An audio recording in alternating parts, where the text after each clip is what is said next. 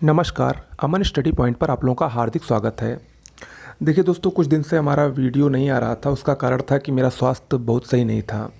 अभी भी बहुत सही नहीं है, लेकिन हाँ, अब सब कुछ ठीक है और अब आज से आपको डेली वीडियोस और जो जॉब से संबंधित रिलेटेड अपडेट हैं, नई वैकेंसी संबंधित, यानी जो कुछ हमारे चैनल पर मिलता था वो सब आपको आज से रेगुलरली मिलने लगेगा।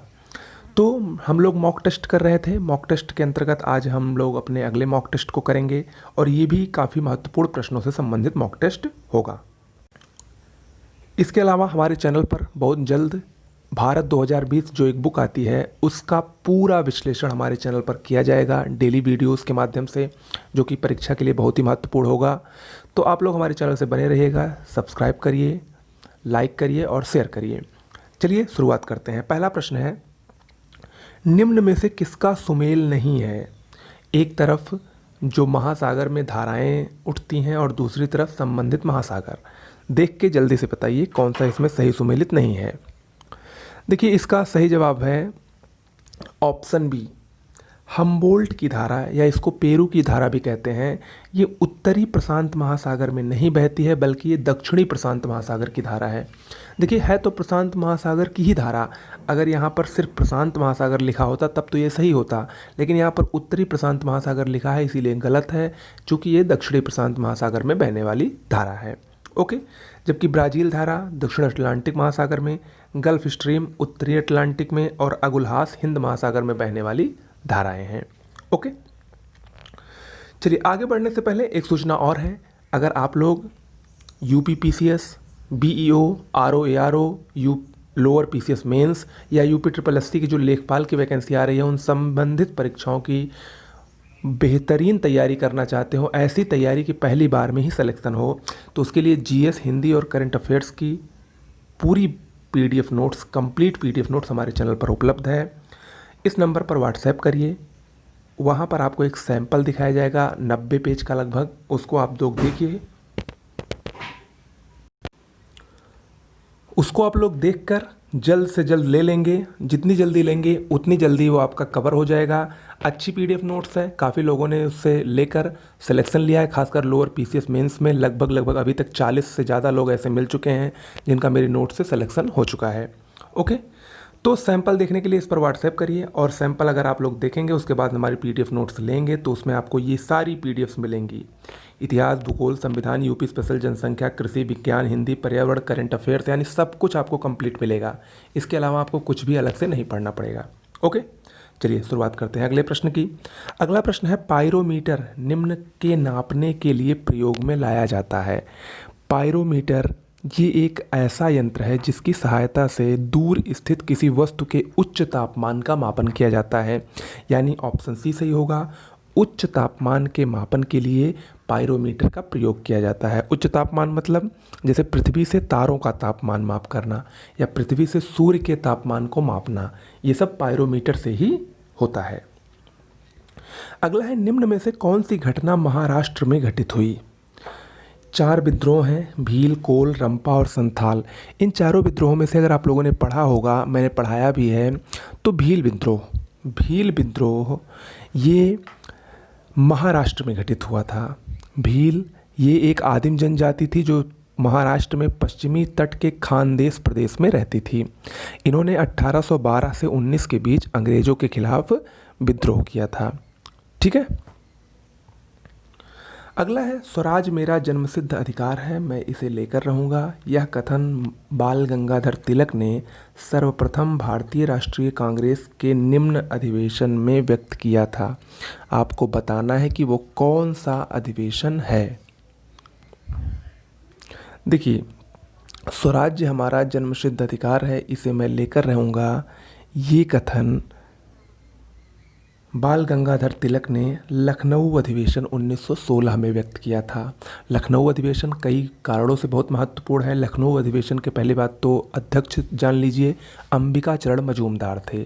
लखनऊ अधिवेशन में ही कांग्रेस और मुस्लिम लीग का मिलन हुआ था पुनः, और लखनऊ अधिवेशन में ही जो नरम और गरम दल अलग हो गए थे 1907 में, उनका भी पुनः मिलन हुआ था।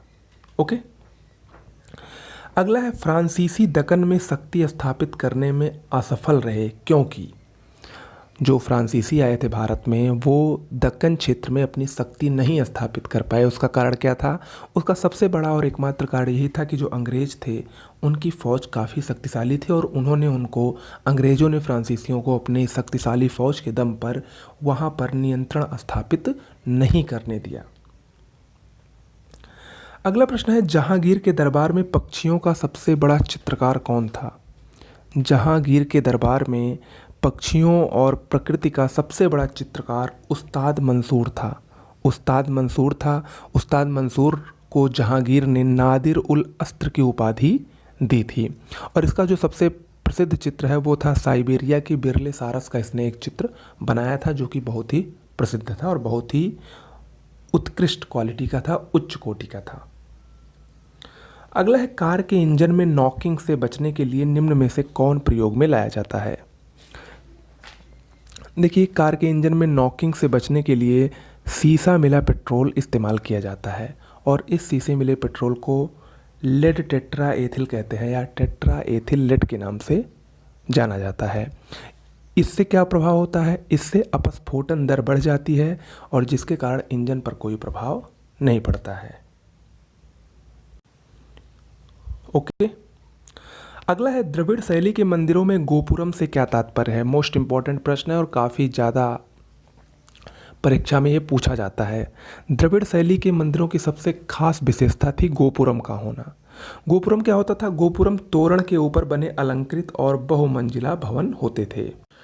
देखिए, दक्षिण भारत में ही द्रविड़ शैली के मंदिर पाए जाते थे और चोल युग, दक्षिण भारत में जब चोल युग आया तो उसी समय द्रविड़ की शैली जो थी वो अपनी पराकाष्ठा पर पहुंच गई, यानी अपनी उच्चतम स्थिति पर पहुंच गई। और द्रविड़ शैली के मंदिरों में गोपुरम का प्रयोग होने लगा और गोपुरम के प्रयोग से, गोपुरम क्या था? गोपुरम एक खूबसूरत प्रवेश द्वार था।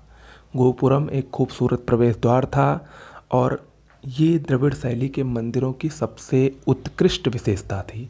ठीक है, कला संस्कृति जब हम आपको पढ़ाएंगे, या हमने पहले भी पढ़ाया, अगर आप लोगों ने नहीं पढ़ा तो कोई बात नहीं, उसको जल्द ही उसका एक वीडियो आने वाला है मंदिरों से संबंधित।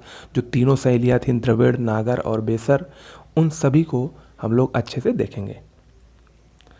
अगला है, कपिल मुनि द्वारा प्रतिपादित दार्शनिक प्रणाली कौन सी है? देखिए, गुप्त काल में अंतिम रूप से 6 दर्शनों का संकलन हुआ था, जिसमें एक बहुत ही प्रसिद्ध दर्शन था सांख्य दर्शन।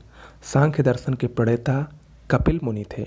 ओके, सांख्य दर्शन के प्रणेता कपिल मुनि थे। इस दर्शन की क्या विशेषता है? इस दर्शन में पुरुष और प्रकृति को प्रमुख तत्व माना गया है। अगला है, टेलर घाटी कहाँ पर स्थित है? टेलर घाटी ये ऑस्ट्रेलिया में स्थित है। ऑप्शन ए सही होगा। ऑस्ट्रेलिया का सबसे निम्नतम बिंदु टेलर घाटी ऑस्ट्रेलिया में स्थित है। अगला प्रश्न है, निम्न में से किसका सुमेल नहीं है? एक तरफ वायसराय गवर्नर जनरल का नाम दिया गया है और दूसरी तरफ उन्होंने कौन सी व्यवस्था को लागू किया, लेकिन इसमें से कोई एक सुमेलित नहीं है। चलिए हम लोग देखते हैं। अस्थाई बंदोबस्त लॉर्ड कॉर्नवालिस ने किया, बिल्कुल सही है। सहायक संधि लॉर्ड वेलेस्ली ने, बिल्कुल सही है। व्यपगत, या जिसको लैप्स कहते हैं, लैप्स थ्योरी, इसका सिद्धांत लॉर्ड डलहौजी ने दिया था, बिल्कुल सही है। बट उच्चतम निष्क्रियता का सिद्धांत लॉर्ड कैनिंग ने नहीं दिया था, बल्कि जॉन लॉरेंस ने दिया था। उच्चतम निष्क्रियता का सिद्धांत जॉन लॉरेंस ने दिया था, बाकी तीनों सही हैं।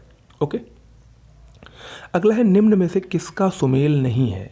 देखिए, ये विश्व के कुछ प्रमुख शहर हैं और किस नदी के किनारे बसे हैं, उससे संबंधित ये प्रश्न है।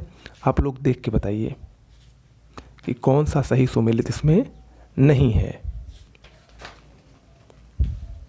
देखिए, अगर इसमें देखा जाए तो ऑप्शन में बॉन राइन नदी के किनारे बिल्कुल सही है। काहिरा नील, न्यूयॉर्क हडसन और वियना ये वोल्गा नदी के किनारे ना होकर डेन्यूब नदी के किनारे स्थित है।